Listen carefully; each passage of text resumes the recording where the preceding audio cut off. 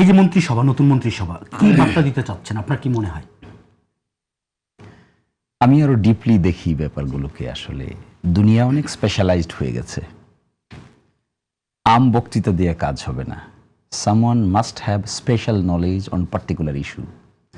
যদি রাষ্ট্রকে নতুন কাঠামোতে রূপান্তর করে নতুন জায়গায় উন্নীত করতে হয়, তাহলে এক্সপার্টিজ বেস সার্ভিস দরকার। মিডিয়া একটা ইন্ডাস্ট্রি, মাল্টি ফ্যাসেট ইস্যু এখানে জড়িত। এই সম্পর্কে ধারণা থাকা, এক্সপিরিয়েন্স থাকা, নলেজ থাকা এবং প্রতিদিন আপডেট হওয়া is very important. Foreign policy দ্বারা আমি একজনকে নিয়ে আসলাম, ফরেন মিনিস্টার বানিয়ে দিলাম। হ্যাঁ, আমার ক্ষমতা আছে, বানিয়ে দিতে পারি, কিন্তু ফরেন পলিসি, ফরেন মিনিস্ট্রি একটা হিউজ ঐতিহাসিক এবং একাডেমিক আসপেক্ট আছে। জানতে হবে, গভীরভাবে জানতে হবে। অন্য নেশনগুলোর সঙ্গে যখন আপনি ডিল করতে যাব, তখন দেখতে হবে যে অন্য নেশনের কাউন্টার পার্ট যাদের সঙ্গে আমরা ডিল করছি, সেখানে টক অন দ্য টেবিলে পান কিনা।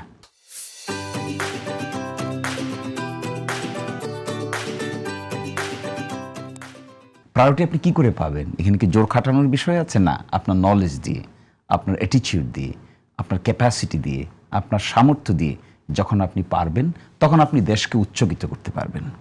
যখন আপনি পারবেন না, তখন আপনার দেশের সীমার মধ্যে আপনার অনেক প্রটোকল থাকতে পারে, অনেক সামনে ডানে বামে গাড়ি ঘোড়া থাকতে পারে, কিন্তু আপনি ডেলিভারি করতে পারবেন না।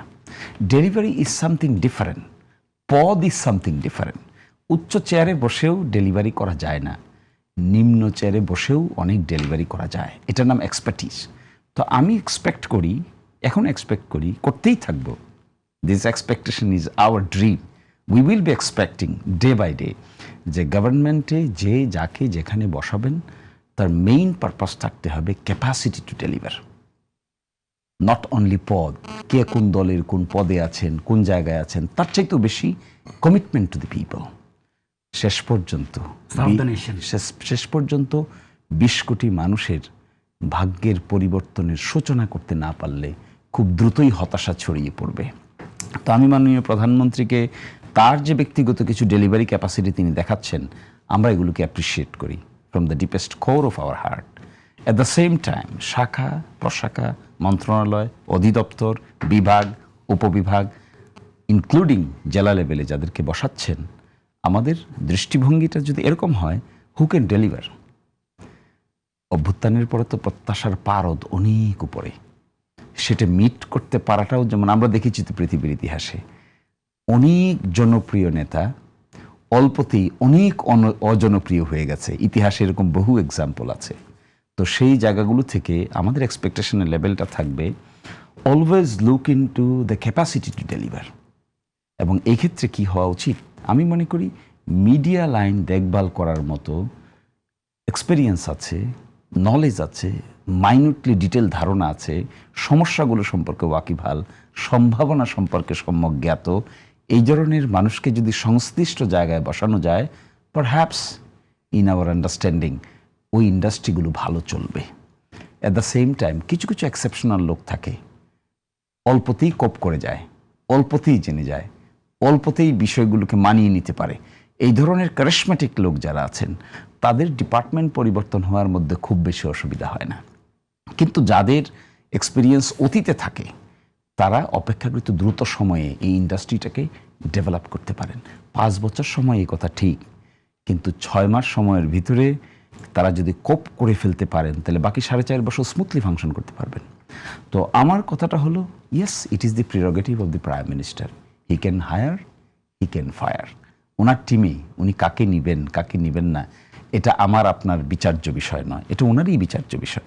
কিন্তু জনগণ হিসেবে, মানুষ হিসেবে এটাকে ফোর্সি করে আলোচনা করার আমাদের নৈতিক অবস্থান আছে, আমরা সেটা করব। এই বিবেচনায় আমি মনে করি যে রদবদলটুকু হয়েছে, it is his prerogative. Collective responsibility is the cabinet, কিন্তু individual responsibility is the prime minister. If there is a prime minister, if he stands, everyone stands. If he goes, everyone goes. That is what is the মন্ত্রী পরিষদ শাসিত সরকার ব্যবস্থার মূল তাত্ত্বিক কথা। তো আপনার প্রশ্নের জবাবে আমি মনে করি ফরেন মিনিস্ট্রি লেভেলে আরও এক্সপার্টিজ আছে, দেশে বিদেশে লেখাপড়া আছে, ফরেন সার্ভিসে লেখাপড়া করেছেন, ট্রেনিং নিয়েছেন। ওয়েস্টার্ন ওয়ার্ল্ড কিন্তু একটু ডিফারেন্ট, মিডল ইস্টার্ন ওয়ার্ল্ড কিন্তু আরেকটু ডিফারেন্ট, ইস্টার্ন ওয়ার্ল্ড কিন্তু আরেকটু ডিফারেন্ট। এই যে কালচারাইজেশন, শব্দ চয়ন, কী শব্দে আপনি বার্গেন করবেন, তখন তারা আপনাকে প্রায়োরিটি দেবে। আমরা তো দেখেছি বিভিন্ন টেবিল টকে যখন বিভিন্ন ডিপ্লোমেটদের সঙ্গে কথা হয়, যখন হিস্ট্রির আলোচনা আসে, আমরা যখন হিস্ট্রির আলোচনা করতে পারি না তখন তারা কমফোর্টেবল ফিল করে না। যখন আপনার বিজনেসের আলোচনা আসে, তখন যখন বিজনেসের আলোচনায় ডিপে যেতে পারি না তখন একটু উষ্মা প্রকাশ করে। কিন্তু যে লোকগুলোকে এই সমস্ত দেশে ডিপ্লোমেট হিসেবে পাঠানো হয় তাদের ডাইভার্স ব্যাকগ্রাউন্ড থাকে, ডাইভার্স কমিটমেন্ট থাকে, ডাইভার্স ইস্যু নিয়ে ডিল করার মতো এক্সপার্টিস থাকে। তো আমি দেশটাকে এভাবে দেখি, আজকালকার দিনে একা বসবাস করা যাবে না। We need expert people, talented people, and to set the talented people, তবেই বাংলাদেশ নামক রাষ্ট্রটা অনন্য উচ্চতায় যেতে পারবে স্বল্প সময়ের মধ্যে।